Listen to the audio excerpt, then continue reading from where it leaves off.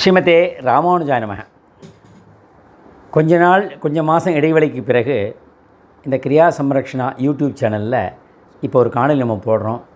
அதற்கு முன்னதாக இந்த கிரியா சம்ரக்ஷணா யூடியூப் சேனல் சப்ஸ்கிரைபர்களுக்கும் இதர பக்த ஜனங்களுக்கும் அடியவங்களுடைய கிருதಜ್ಞை தெரிவித்துக் கொள்கிறோம். காணொலியில் ஸ்ரீரங்கம் நம்பெருமாளுடைய மாசி மாத தெப்போத்சவம், அதில் ஒரு சிறப்பான சேவையை பற்றி சிறிய காணொலியை இங்கே நீங்கள் பார்க்க போகிறீங்க. ஆரம்பிக்கலாமா?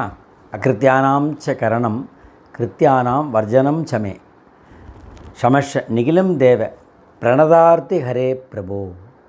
ஸ்ரீமன் நாராயணன் லக்ஷ்மி சமேதனாய் ஸ்ரீயப்பதியான அவாப்த சமஸ்தகாவனாய் அனந்த கல்யாண குணபூர்ணனான சர்வேஸ்வரன் நம்மையெல்லாம் உஜ்ஜீவிக்க கருதி இந்த பூலோகத்தில் அர்ச்சை ரூபமாக பல திவ்ய தேசங்களில் சேவை சாதித்து கொண்டிருக்கிறார்.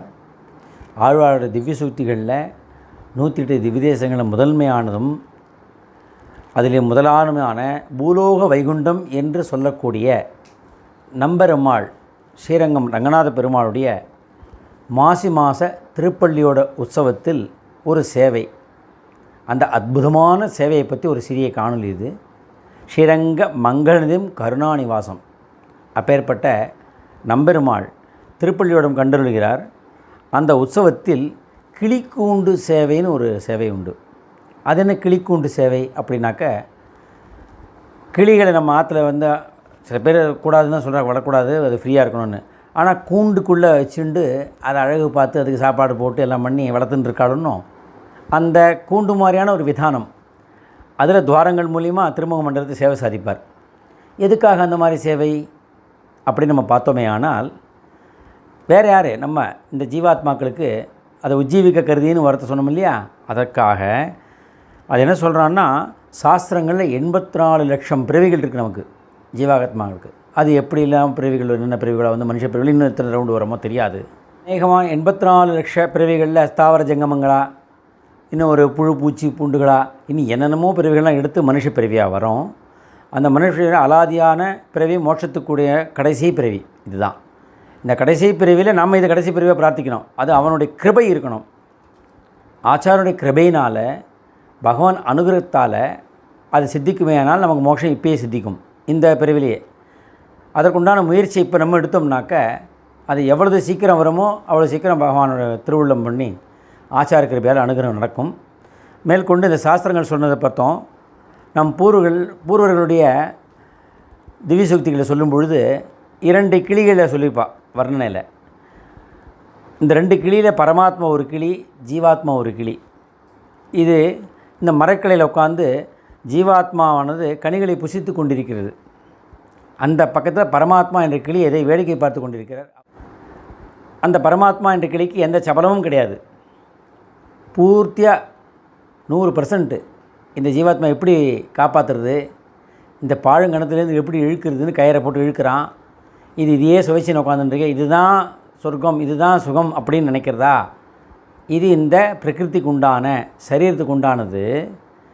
இந்த ஆத்மாவுக்கு உண்டானது எதுனாக்க, எல்லா சுவைக்கும் மேற்பட்ட சுவை அமிர்தம்னு நினைச்சக்கூடிய நான் தான் அப்படின்றது தெரியாமல் இருக்கே அப்படின்னு புருஷ சூத்திரத்தில் வியாக்கியான சுக்தியில் சொல்லும் பொழுது, அதுக்கு பெரியவா திவ்ய சுக்திகளில் அருகில் இருந்தும் இருப்பாமை போல் காண்பான்னு சொல்லுவாள்.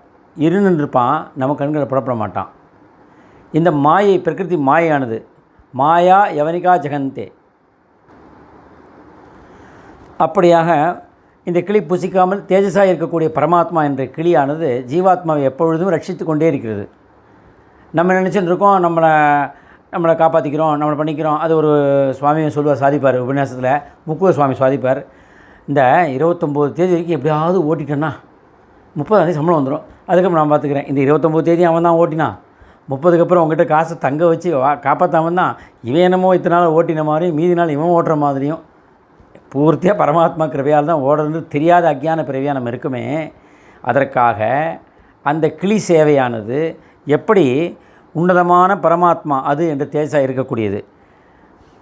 இப்போது இந்த ஜீவாத்மனை காக்க அவர்கள் சகவாசத்தில் இருந்து கொண்டு இந்த பிரகிருதி மண்டலத்திலேருந்து விடுவிக்க நம்பெருமானும் தன் சௌந்தரியத்தை காட்டி நம்மை திருத்தி பணிகொள்வான்னு இந்த கிளிக்கூண்டு சேவைன்னு சொல்லியிருக்கா. இதுதான் அந்த தாத்பரியமே. ரொம்ப போகிறோம், உற்சவம் சேவிக்கிறோம், ஏதோ ஒரு சேவை இருக்குது, அந்த அஸ்தம் சாத்திருக்கா, இந்த அஸ்தம் சாத்திருக்கா, எதை அப்படி இல்லை. ஒவ்வொரு உற்சவத்தினுடைய சேவையுமே ஒவ்வொன்றும் தாத்பரியம். இந்த கருட சேவை வந்து கஜேந்திர மோட்சமானது. எப்போ இருந்தாலும் அதுதான். இந்த கருடாரோட நாய் சேவிக்கிறோம், காத தூரமானவங்க கருட சேவை போய் சேவைன்னு சொல்லியிருக்கு. எப்போ காது தூரமாக இருந்தாலும் நடந்து போய் அன்றைக்கி கருட சேவை சேவிச்சிடணும். அது எந்த கோவிலாக இருந்தாலும் கருட சேவை நடக்கும்போது போயிடணும். அப்படி ஒரு தாத்பரியம் அதுக்கு. கஜேந்திர மோட்சம், அதாவது நிருசிம்ம அவதாரம் எப்படி உடனே தட்சணமே அவதாரம், ஆவேச அவதாரமாக வந்தாரோ, பிரார்த்தனையில் அவதாரம் வந்தது. சங்கல்ப அவதாரம் வேறு, இது பிரார்த்தனை அவதாரம். எங்கும் இருந்து கொண்டு இல்லாதனை போல் காட்டி அப்படின்னு சொன்ன மாதிரி அந்த தூணுக்குள்ளே உட்காந்து இல்லாத மாதிரியே காட்டின்னு இருக்கான்.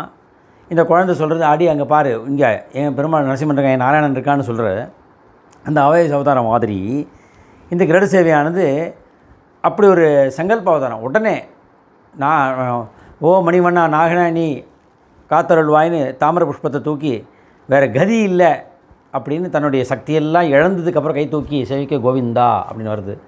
அப்பொழுது உடனே கருடாருடனா அந்த வேகம் போகிறோம். கருடனை இவர் காலால் கொத்தின்னு வர்றார். அதனால தான் திவ்ய சேவைகளில் தெற்கத்தில் பார்த்தேன்னா பெருமாள் வந்து ஒரு திருப்பாதங்கள் சிரசிலையும் ஒரு திருப்பாதம் அழுத்தமாக தோள்பட்டையிலையும் அழுத்தின்னு வர மாதிரியும், உன் வேகமே போகலடா அவன் கத்தி நடக்கிறான்ட்டு ஓடுறார் அந்த சாப விமோசனம் பண்ணணுன்னு. அந்த அளவுக்கு அவன் சங்கல்ப மாத்திரம் முகூர்த்தத்தில் பண்ணிடலாம். நமக்கு தாத்பரியத்துக்காக இப்படி ஒரு சேஷ்டித்தங்களை செய்கிறார். அதனால் ஒவ்வொரு உற்சவத்துக்கும் ஒரு தாத்பரியங்கள் உண்டு, ஒவ்வொரு சேவைக்கும் ஒரு அற்புதமான பின்னணி உண்டு. அதை தான் அவர் சுருக்கமாக சொல்லினோம். இந்த காணொலிக்கு அப்புறம் இன்னொரு காணொலியை பார்ப்போம். ஸ்ரீமதே ராமானுஜாய நமः.